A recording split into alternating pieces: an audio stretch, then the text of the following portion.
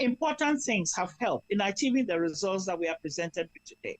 First, the goodwill of the people of Ghana, and then secondly, the considerable majority that the ruling party had in parliament to push approvals for appointments through, as well as the budgetary proposals and provisions.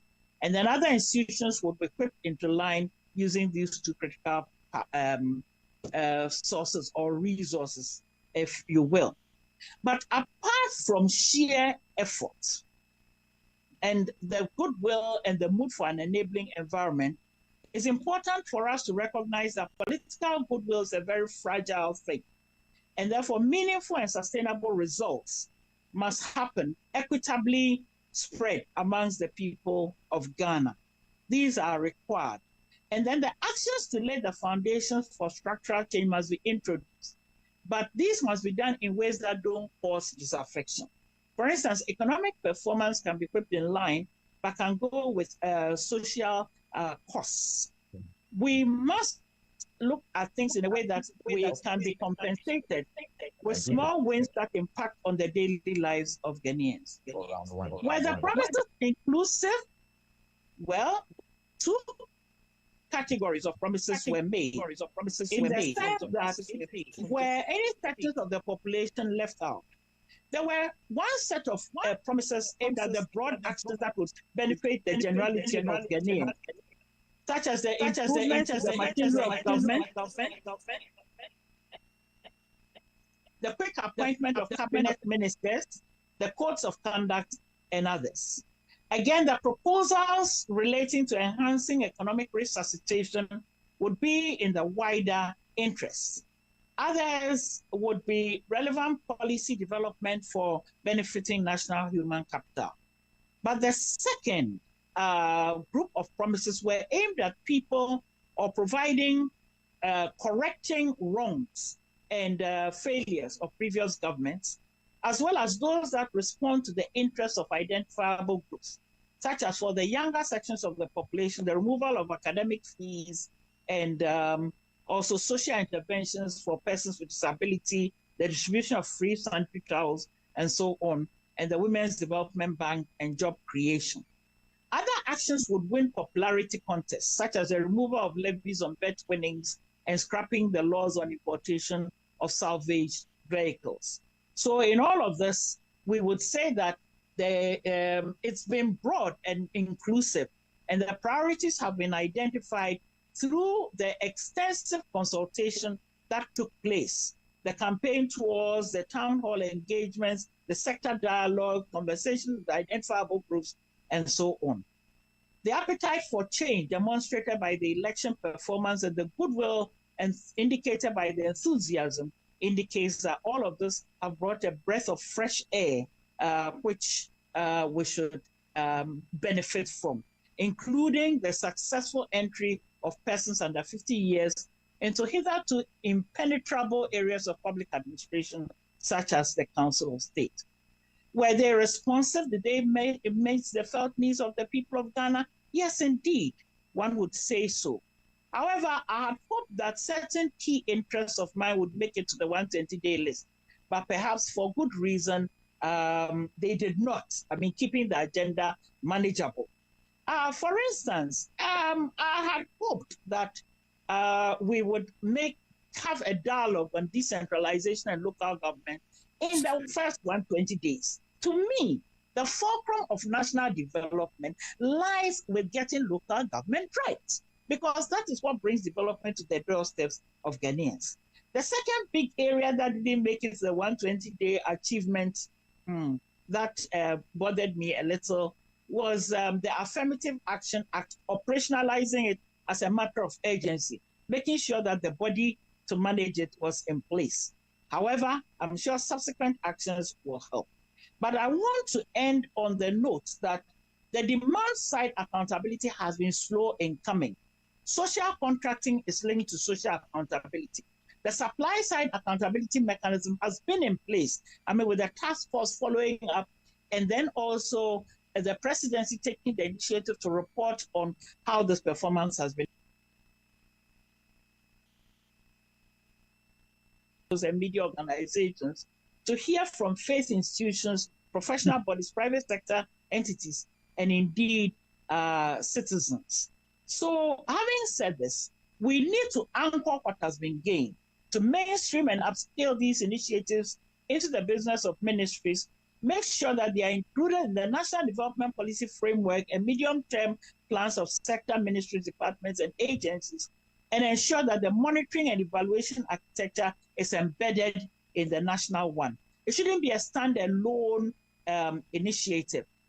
Again, coordination has been a major shortcoming of several of Ghana's efforts. We need to keep an eye on how this is pulled together across sectors, intergovernmental arrangements between national and subnational actors. So having said this, we need to be able to look at the entire chain of events. If it's employment creation we are undertaking, are there going to be receiving entities? It's been speaking, laying a foundation for what we hope to be a very rigorous discussion. It's on the theme, Anatomy of a Returnee President, Evaluating a 120-Day Social Contract. Coming to you live from the University of Gold Coast here in Accra as part of the Vital Topic series. Lots of nuggets in the presentation by our keynote speaker.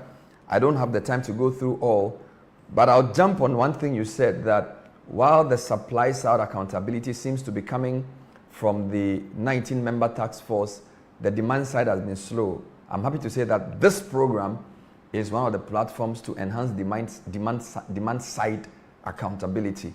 And so we're segueing ourselves straight in there. You also made a very important point that while goodwill is important, it can be fragile if not followed by meaningful and sustainable results. I'm sure the panel will dilate on those. You also give us some 5 or 6 key factors that will determine success of the presidency of John Mahama in the long term, including but not limited to a mixture of local and international or external factors. You spoke about the quality of the people he works with and their determination to deliver, the willingness to receive feedback from the population, and then balancing short-term objectives with long-term goals. Those really, really hit me. Thank you very much, Esther Ofeabuaji. I hope you don't go. When the panel starts, I'm sure it will be nice to mix with us. As I'm saying, we're live on a number of platforms on the multimedia platform. We're live on Facebook and YouTube, and of course, Joy News and their partner platforms like Joy FM. We're also live on TV3 and their partner platforms as well.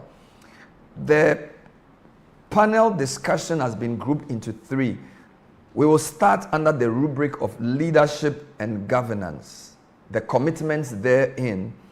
And really, my aim is to find out from the panel members their general overview of the first 120 days of the president in relation to what he promised under the rubric of leadership and governance. And then hopefully they can give me an assessment whether he's doing well, they are not impressed, he can do better, or he's been exceptional. But by way of reminder, there are about 8 specific promises which we have grouped under the leadership and governance commitment segment. For example, cabinet nominations within 14 days, lean and efficient government in 90 days, code of conduct for public officials. Indeed, he said he would establish a robust code of conduct and standard for all government officials. Still under the leadership and governance, major forensic audits of corruption probes, ban on political appointees buying state assets, reform of scholarship systems, purging security of militia elements, and reopening election-related violence cases. So the question to the panel, under leadership and governance commitments, how do you evaluate the first 120 days of Mr. John Mahama based on his own stated promises, and how would you rate him, whether he's done well or not? Maybe I would like to go through an introduction of the panel to make sure they are all here. So we have investigative journalist, founding editor of the Fourth Estate, and Neiman Fellow Manasseh Azuri Awuni. Hello Manasseh, thanks for joining us. Thank you, Bernard. It's good to have you. We also have the MP for Ofuasi Eyirebi and a former Minister for Information and a former Minister for Works and Housing, himself a former journalist, Honorable Kojo Oponkroma. Good morning, Kojo. Thanks for joining us. Thank you, Bernard, and good morning to all our colleagues who are here. Wonderful. We're also privileged to have the founding president of Imani, which is a leading think tank in Africa. The man himself being a leading voice in governance and policy reform. Franklin Kujo, thanks for joining us. Good morning. It's a pleasure to be here. Good morning. Thank you so much. We have the CEO of the Association of Ghana Industries, which is the agglomeration of Ghana's industrial companies in the private sector, Seth Chum Akwabua. Thanks for joining us, Seth. Thanks for having me. Wonderful. We're privileged to also have a professor of finance at the University of Ghana, Professor Godfrey Bokwin, a respected voice and a public intellectual, particularly in the public finance and economic space. Prof, thanks for joining us. Good morning. Guidelines. According to the GWR rules, a participant is allowed 5 minutes of rest for every continuous hour of performance, a rule if West team was found to have breached. Specifically, GWR cited 2 instances that led to the disqualification. Now, despite the setback, Ifua Santua remains optimistic. In a heartfelt statement, she expressed gratitude to Ghanaians and her global supporters for their unwavering encouragement throughout both of her record attempts. She says it's been a challenging yet rewarding journey. Exploring my potential on the Guinness World Records platform has brought about growth, discovery, and life-altering experiences. Though this marks her second and unsuccessful attempt, Ifua Santua affirmed that her journey is far from over. Okay. Ghanaian artist Black Sheriff has earned a spot in the 2025 edition of the Black Entertainment Television Awards. The Kweku the Traveller Hitmaker has been nominated in the Best International Act category. He is contesting artists such as Tyler from South Africa, Rema from Nigeria, Annie Gabrielli from Brazil, Ira Star from Nigeria, Baski from UK, Uncle Waffles, Swaziland, Ezra Collective UK, Joey from France, MC Luana from Brazil, and SDM from France as well.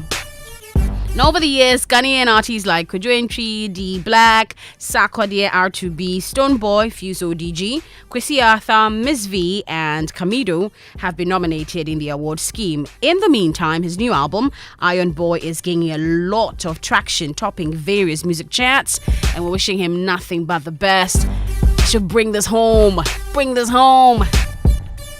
And finally, Ghanaian artist Olive the Boy has expressed his thoughts on the conversation about Ghanaian artists sounding Nigerian. Now, while admitting on Daybreak Hits that he is one of the Ghanaian artists that sounds Nigerian, he indicated that it is not a new phenomenon. To me, it is all about accepting that there has to be some tapping from somewhere. It was not even intentional before, but now it's very intentional because you're not trying to only do music. Yes, we want to project Ghana, but we're not only doing that by making music for people down here alone.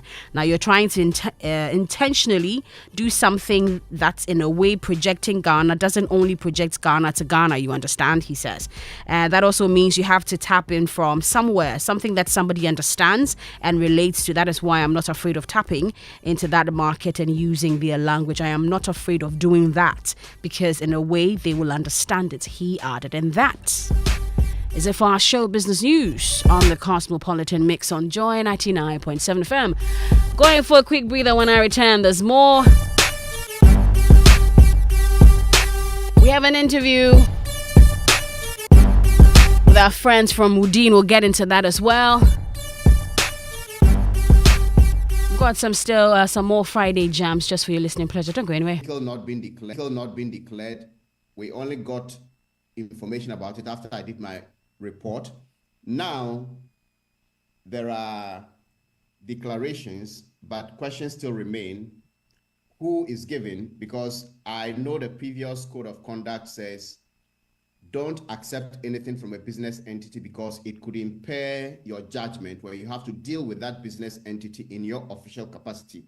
So these still linger on, but I think the code of conduct is good. The forensic probes are ongoing. Some are a bit disappointing because we heard about the ECG. Our stomachs were churning. All of a sudden, it's gone quiet. And I'm even worried that it should have started from the top if the procurements were not needed. Who authorized them? So if you go to those who bought the equipment and say, if arrested 2 or 5 Indians, the Indians did not procure those goods and left and leave them there to rot. Reforms in scholarship systems, I'm yet to see something about that. Ban on political appointees buying state assets, very good, because it can be abused. The question still remains, will they stick to it? Are some of these appointees going to use proxies to buy and then keep them in their names? These are things that